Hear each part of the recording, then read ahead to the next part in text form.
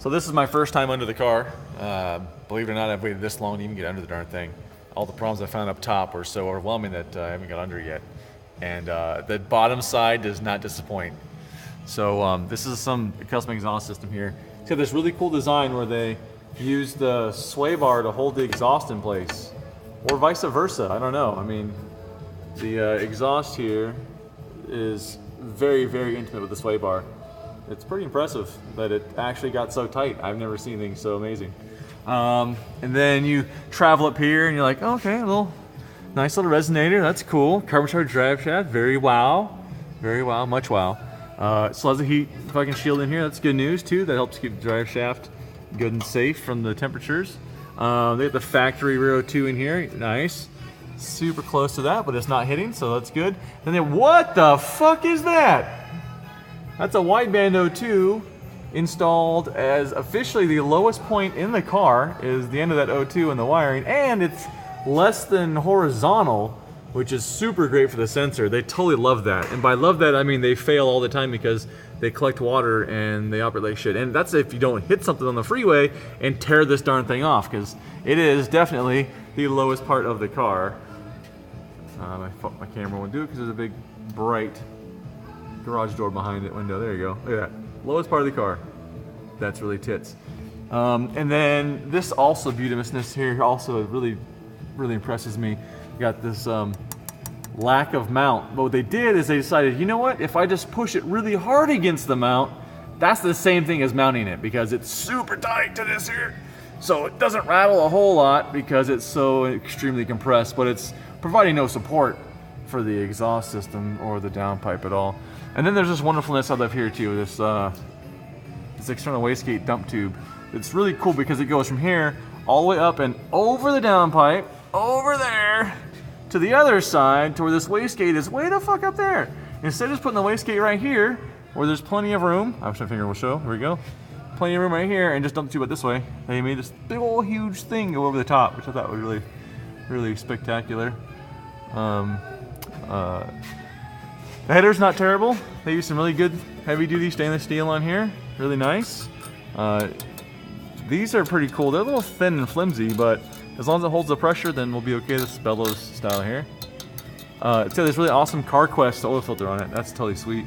That's what I protect all my engines with too, CarQuest.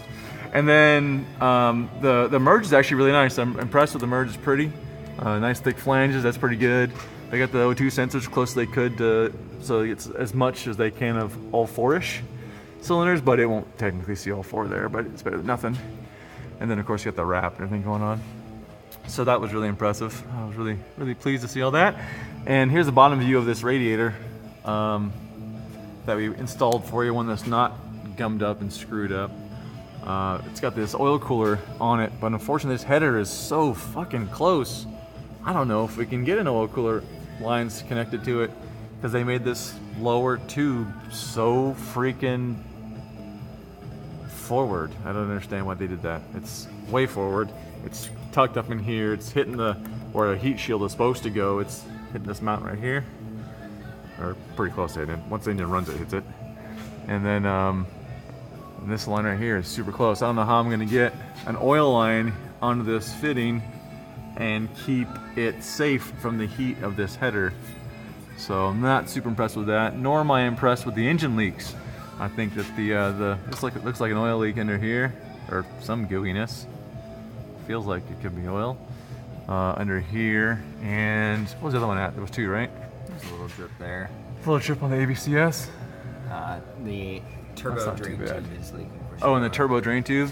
Let's see, where's that at? Oh, it's missing some bolts to hold the engine and the train together. I mean, that's only one or two. One? How many missing? Just one? Oh, this side. Two. Missing 2. Yeah, just 2. That's cool. Luckily, it's got like 6 more. And then, yeah, the oil drain tube is definitely leaking. I can't focus on it for some reason. I just use my sticky finger. Oops. Anyway, that's leaking some oil, so I'll have to fix that. And the turbo is really cool because there's no water going to it. It's got the water fittings on it, but there's no water going to it, which I think is really interesting. I guess they're relying on the water vapor in the atmosphere to flow through the turbo and cool it or something. I don't know. So I guess that's enough shit talk for now. Yeah. We got to build you a reservoir too for the coolant because there's no overflizzle. So we'll get that going. And I drove it yesterday. Drove pretty well actually. Got on the freeway, did 80 miles an hour with it. Just trying to get everything circulating again and check the fuel system. And what else was I checking? Oh, the boost, because we had to change the spring in the wastegate. Still won't do less than 35 psi, even with a 10-pound spring in it. So we're going to keep going down until we find a spot where the boost control system actually functions. And then fix a few more of these small things, but we're making progress on it, and I'm happy to be doing that. I do actually enjoy this project. I like challenges, and this one is definitely challenging, especially considering somebody made it more challenging than it had to be for me. That was very sweet of them. So, anyways, have a good day.